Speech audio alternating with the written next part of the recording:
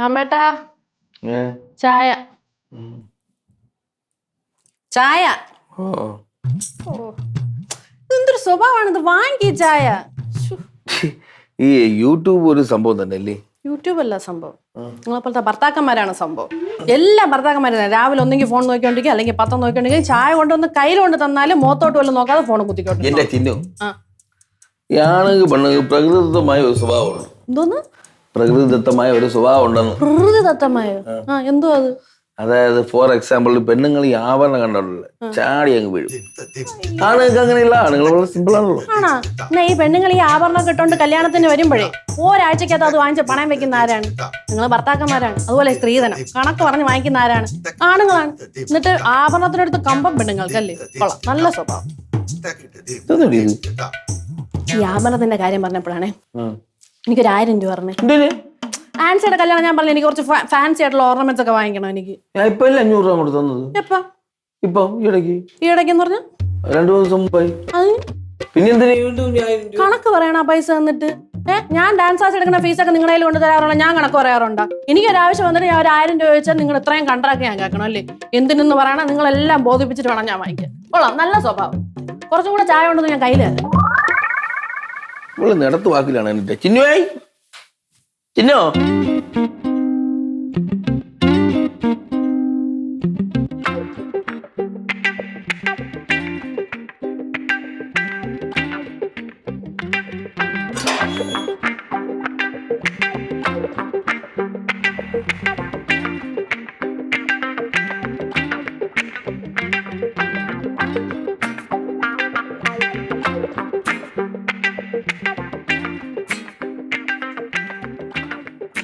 എന്റെ പൊന്നോ, ഞാൻ 1000 രൂപ തന്നയക്കാ ഞാൻ. ഓ വേണ്ട, നിങ്ങൾ ഔദാര്യം എനിക്ക് വേണ്ട.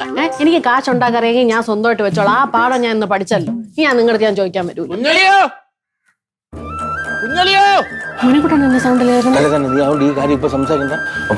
തന്നല്ലേ, ഇതാണ് ഞാൻ പറഞ്ഞു ഈ ആണുങ്ങളുടെ ഒരു സ്വഭാവം എന്ന് പറഞ്ഞല്ലോ. ആരും ഇല്ലാത്തപ്പോ അങ്ങ് വഴക്കുണ്ടാക്കിട്ട് ആരെങ്കിലും വരുമ്പോ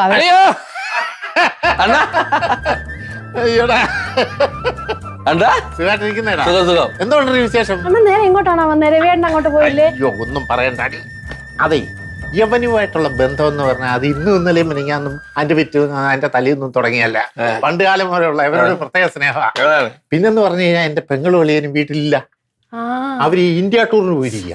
അളിയനെ ബാങ്കില് 1 വർഷത്തിൽ ഒരിക്കലും ഇങ്ങനെ ഒരു ടൂർ ഇറങ്ങാനുള്ള കാശ് കിട്ടും. നമ്മളിന്ന് രാവിലെ കൂടെ മണിക്കൂട്ടണ്ണന്റെ കാര്യം പറഞ്ഞോളടി. കണ്ടോ അവന്റെ സ്നേഹം കണ്ടോ?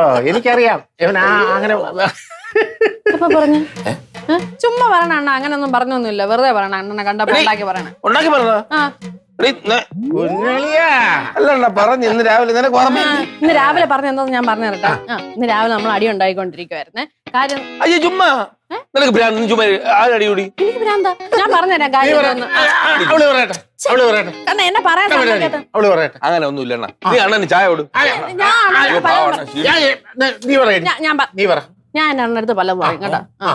അതെ, ഞാൻ ഇന്ന് രാവിലെ കുറച്ച് പൈസ ചോദിച്ചു. ഒരു 1000 രൂപ ഞാൻ ചോദിച്ചു. എന്റെ കൂട്ടുകാരുടെ കല്യാണത്തിന് പോകുമ്പോൾ എനിക്ക് കുറച്ച് ഓർണമെന്റ്സ് വാങ്ങിക്കണം തന്നെ. അപ്പൊ ഉണ്ടല്ലോ എന്റെ അടുത്ത് കണക്ക് പറയണ ചീപ്പ് കണക്ക് എന്റെ അടുത്ത്. എന്റെ ആത്മാഭിമാനത്തിന് ചോദ്യം ചെയ്തു. കൊള്ളാവോ? എന്തോ കുഞ്ഞളിയായത്. ഒരാളുടെ ആത്മാഭിമാനത്തെ ചോദ്യം ചെയ്യുന്ന ഒരു കാര്യങ്ങൾ നമ്മൾ ചെയ്യരുത്. പ്രത്യേകിച്ച് ഭാര്യമാരുടെ ആത്മാഭിമാനം.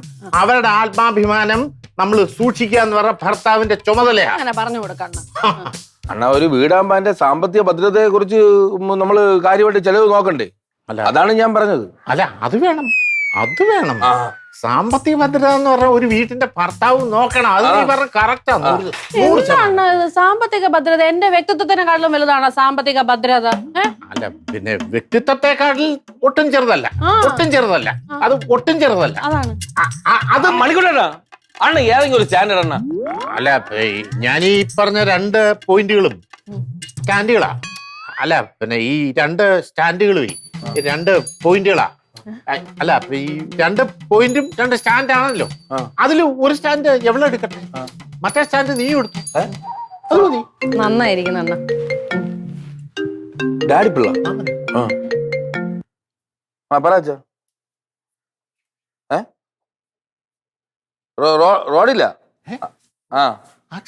ഇല്ല വണ്ടി എലിശേ ഇവിടെ പറഞ്ഞത് വണ്ടി വഴി കിടക്കണം. ഞാൻ വരാനാ. ആ ഞാൻ വരാം. ഓ അപ്പൊ ഞാൻ ഒന്ന് പോയിട്ട് വരാം. പക്ഷെ ഒരു വീടാണല്ലേ, അവിടെ ആണുങ്ങൾ കാശ് ചെലവാക്കണതാണ് അവന്റെ സാമ്പത്തിക ഭദ്രത. അണ്ണന്റെ അഭിപ്രായം എന്താണ്? അല്ല കുഞ്ഞലേ, അതെ, നിങ്ങൾ തമ്മിലുള്ള ഒരു പ്രശ്നമല്ലയോ, അത് നിങ്ങൾ തമ്മിൽ തന്നെ പറഞ്ഞു തീർക്ക്. അതാ നല്ലത്. പറഞ്ഞു തീർക്കാം. ഇനി എന്തായാലും ഞാൻ ഒരു കാര്യം തീരുമാനിച്ച്, എന്തായാലും ഞാൻ കാശ് ഉണ്ടാക്കാൻ പോകണം. എന്റെ സ്വന്തം കാശ്, അത് ഞാൻ എന്റെ കയ്യിൽ വെക്കുകയും ചെയ്യും. അത് നല്ലൊരു ആശയമാണ്, നല്ലൊരു ആശയമാണ്. അണ്ണമ്മ അണ്ണ അതെ, കഴിക്കാൻ വല്ലതും ഉണ്ടോ? ആ എടുത്തുതരാം. പിന്നെ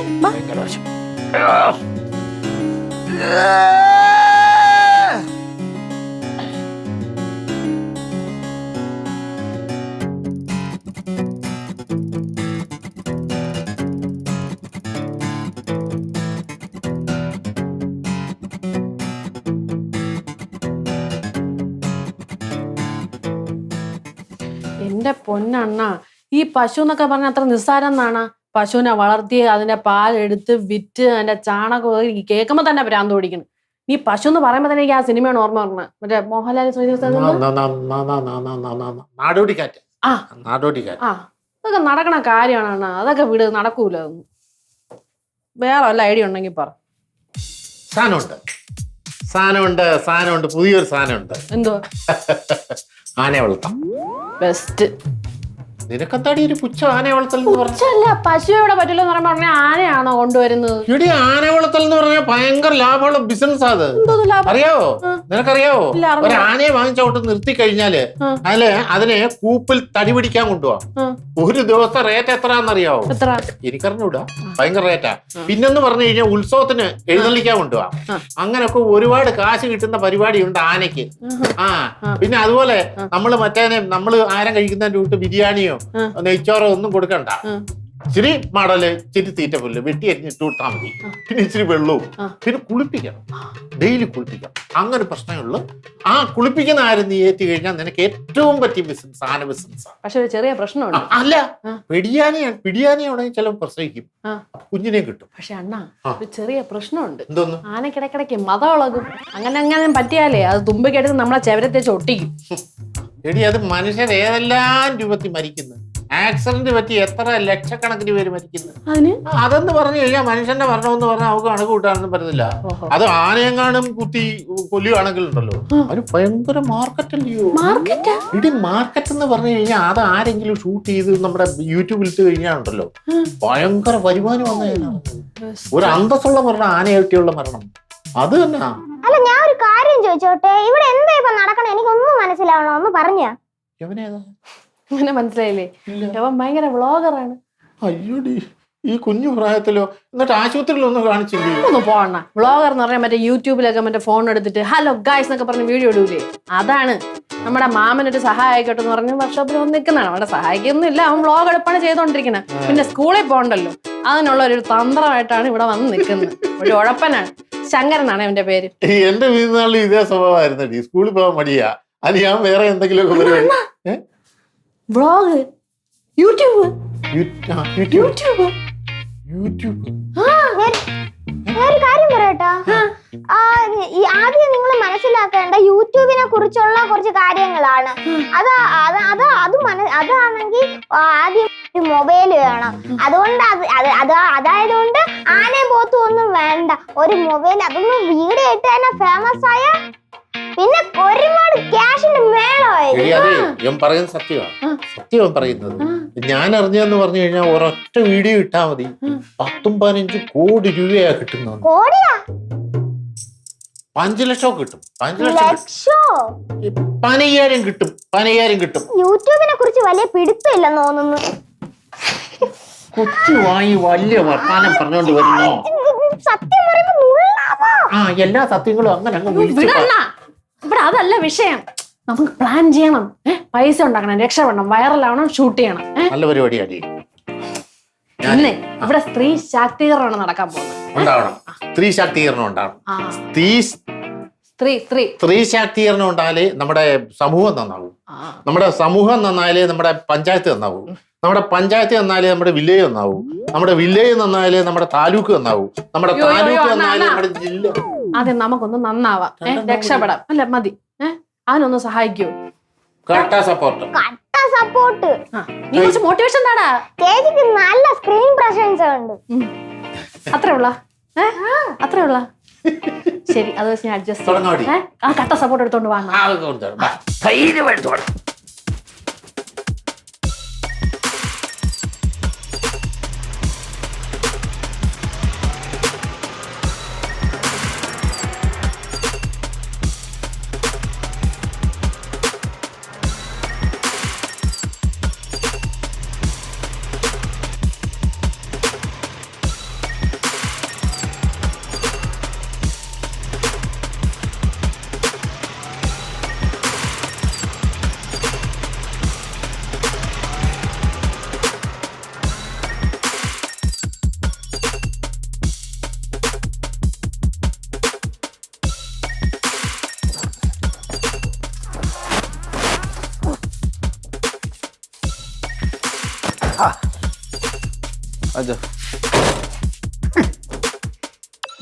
ഇങ്ങനെ പൊളിച്ച് ആടിച്ച് സൂപ്പറാക്കി ഞാൻ കൊടുക്കും.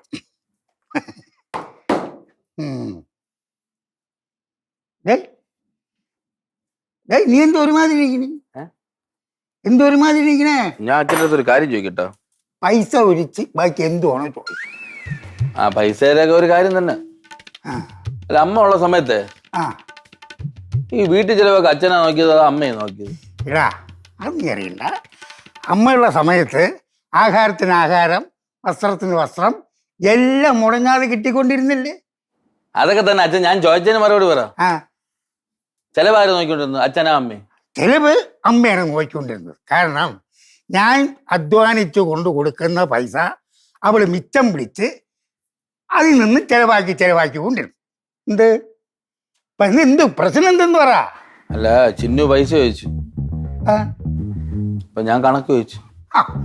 അയ്യോ മോര മണ്ട, ആരെങ്കിലും പെണ്ണുങ്ങളുടെ കണക്ക് ചോദിച്ചു? ഇത് എടാ, കണക്ക് ചോദിച്ചാൽ അവർക്ക് കണക്ക് പറയാൻ കറക്റ്റാ പറഞ്ഞു തരും. അതേ സമയത്ത് അവര് നമ്മളുടെ കണക്ക് വെച്ച് നോക്ക്, നമുക്ക് പറയാവൂല, നമ്മളെ തപ്പായി. നീ എന്തോന്ന് കാണിച്ചത്? ഇപ്പൊ എന്തിനാണ് ഇവിടുത്തെ പ്രശ്നം? എന്തിനാണ് പ്രശ്നം? അവള് ബിസിനസ് തുടങ്ങാൻ പോണം. ബിസിനസ് തുടങ്ങാൻ പോണം? ഓ, എന്തൊരു ബിസിനസ്സാ എന്തോ തുടങ്ങാൻ പോണം. എന്തൊരു ബിസിനസ്? അവിടെ തുടങ്ങട്ടെ, നല്ല കാര്യമല്ലേ? ഓ, നല്ല കാര്യം തന്നെ. അവള് എന്തൊരു ചെയ്താലും നിനക്ക് ഇഷ്ടപ്പെടൂല. നല്ല കാര്യമാണ് പെങ്കൊച്ച ചെയ്യണത്. എവിടെയും കയറി ഇടപെടി കിട്ടുള്ളൂ. കഷ്ടം തന്നെടാ പിന്നെ കാര്യം. കൊടുകൈ. അപ്പൊ നമ്മൾ ബിസിനസ് ഉറപ്പിച്ചു. Okay okay. യൂട്യൂബ്. പക്ഷേ നമ്മൾ എന്ത് വീഡിയോ ഇടും? വീഡിയോ ഇടുക എന്ന് ചേച്ചി, ഞാൻ ഒരു കാര്യം പറയട്ടാ. ചേച്ചി ആണെങ്കിൽ ഒരു ഡാൻസർ അല്ലേ, അതുകൊണ്ട് ചേച്ചി ഡാൻസ് കളിക്കണ വീഡിയോ എടുത്ത് യൂട്യൂബ് ഇട്ടാ മതി. കറക്റ്റ്. ചെറുക്കൻ പറഞ്ഞത് കറക്റ്റാ. മതിയാ? സത്യമാ. പിന്നെ പക്ഷേ അതല്ല, കുഴപ്പമില്ലതേ.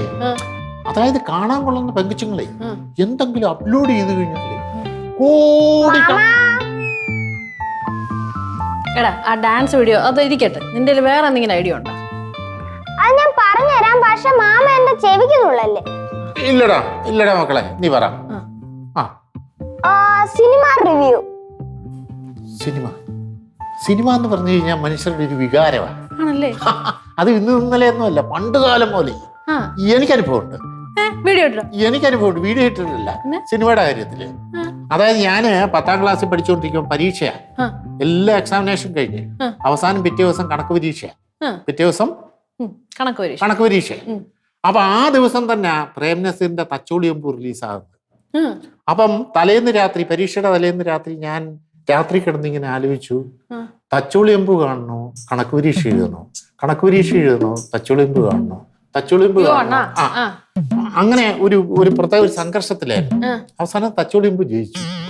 പരീക്ഷ തോറ്റല്ല, പരീക്ഷ എഴുതിയില്ല, തച്ചോളിയമ്പൂ പോയി കണ്ട്. അതൊക്കെ അവിടെ ഇരിക്കട്ടെ. ഈ സിനിമ റിവ്യൂ കൊള്ളാം, സംഭവം കൊള്ളാം. പക്ഷെ നമ്മൾ സിനിമ കാണണ്ടേ റിവ്യൂ എഴുതണ?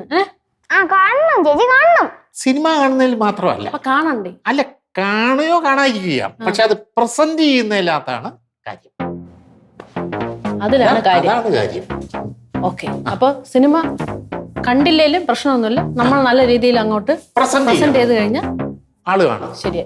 എനിക്ക് തോന്നുന്നേ പെണ്ണുങ്ങൾ അധികം ഇത് ചെയ്തിട്ടില്ല. ഫീമെയിൽ റിവ്യൂസിനാണ് ഏറ്റവും കൂടുതൽ ഡിമാൻഡ്. അത് ശരിയാണ് കേട്ടോ. ഞാൻ ആണുങ്ങളുടെ വീഡിയോ ആണ് കണ്ടിട്ടുള്ളത്. ആ പെണ്ണുങ്ങള് ഇതുപോലെ റിവ്യൂ ചെയ്ത്. നിങ്ങളെ മീറ്റിംഗ് കഴിഞ്ഞില്ലേ? ഇല്ല. ഞാൻ ഒരു കാര്യം പറയട്ടെ ചിന്നു, സോറി പറയാനാണെങ്കിൽ വെരി സോറി, സമയം കഴിഞ്ഞിരിക്കുന്നു. ഇവിടെ കാര്യങ്ങളെല്ലാം വളരെ ഫാസ്റ്റ് ആയിരുന്നു. നമ്മൾ ബിസിനസ് രൂപപ്പെട്ടിരിക്കുന്നു, നമ്മൾ തുടങ്ങാൻ പോവുകയാണ്. ബിസിനസ് തുടങ്ങാൻ എന്തോ business? Cinema cinema cinema cinema cinema. എന്റെ പൊന്നാണ്, അതിന് കോടിക്കണക്കിന് രൂപ വേണം അവിടെ. പൈസ വേണം. വെറുതെ ആൾക്കാർ പറയുന്നതാടാ. വെറുതെ കോടി 1 കോടി രൂപയെങ്കിലും എന്തായാലും വേണം. എവിടെ 1 കോടിയും വേണ്ട. അതാണ്ട ഇതുപോലൊരു മൊബൈല് മതി. മൊബൈൽ മൊബൈല് മതി. മൊബൈൽ വെച്ചെന്തോ അതൊക്കെ ഉണ്ട്.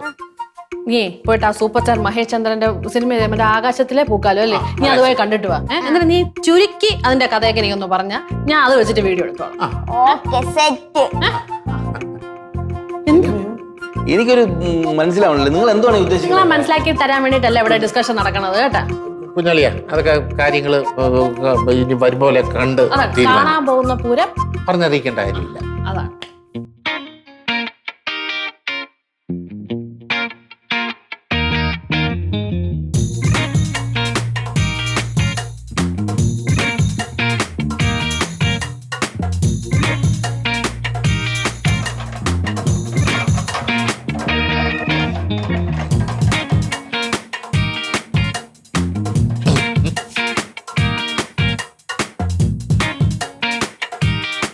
അവിടെ എന്തൊരു പരിപാടി? ഏയ് അവിടെ എന്തൊരു പരിപാടി? അവിടെ എന്തൊരു പരിപാടി? Cinema shooting. സിനിമ ഷൂട്ടിങ്ങാ? എന്ന് വെച്ചാൽ സിനിമ അല്ല, അതുപോലെ തന്നെ സംഭവം. എന്നാ ഞാൻ അങ്ങോട്ട് വരാം.